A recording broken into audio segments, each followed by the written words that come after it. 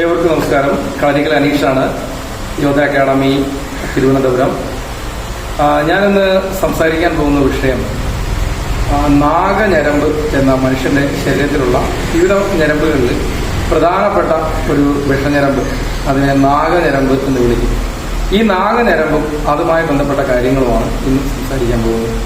വിഷകല ശാസ്ത്രത്തിലെ അല്ലെങ്കിൽ വിഷകലയെക്കുറിച്ചുള്ള പഠനത്തിൽ ഏറ്റവും നല്ല രീതിയിൽ പഠനം ലഭിച്ചിട്ടുള്ള ആൾക്കാർക്ക് മാത്രം പണ്ട് കാലങ്ങളിൽ ഗുരു പാരമ്പര്യത്തിൽ കൈമാറി വന്ന ഒരു സംഭവമാണ് നാഗച്ചോട്, നാഗവലിവ്, അതുപോലെ തന്നെ നാഗയിരുത്തം, നാഗപ്പിടികൾ എന്നൊക്കെ പറയുന്ന സംഗതികൾ നാഗമുറ എന്ന പേരിൽ പരിശീലിപ്പിച്ചു വന്നതായിട്ട് പറയപ്പെടുന്നത്. ഇതില് പ്രധാനമായും ഉപയോഗിക്കുന്ന ഒരു ഞരമ്പാണ് നാഗഞരമ്പ്.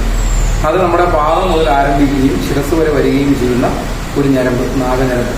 ഈ നാഗഞരമ്പിൽ 18ഓളം വരുന്ന വിഷവർമ്മങ്ങളുണ്ട്.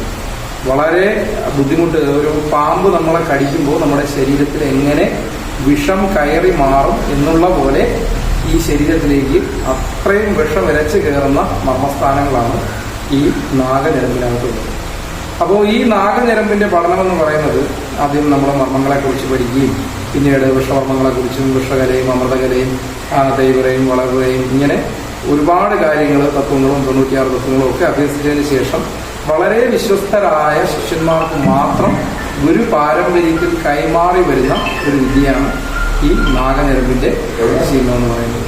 അപ്പോൾ 1-2 ആൾക്കാർ ഇതുപോലെ എന്നെ വിളിച്ച് ഈ നാഗഞരമ്പിനെ കുറിച്ച് ചോദിച്ചപ്പോൾ ഞാനൊരു വീഡിയോ ചെയ്യാമെന്ന് പറഞ്ഞിരുന്നു അവരോട്. അവർക്ക് ഉറപ്പ് കൊടുക്കുന്നത് ഞാനൊരു വീഡിയോ ഉടൻ തന്നെ ഇതിനെക്കുറിച്ച് ചെയ്യാമെന്ന്.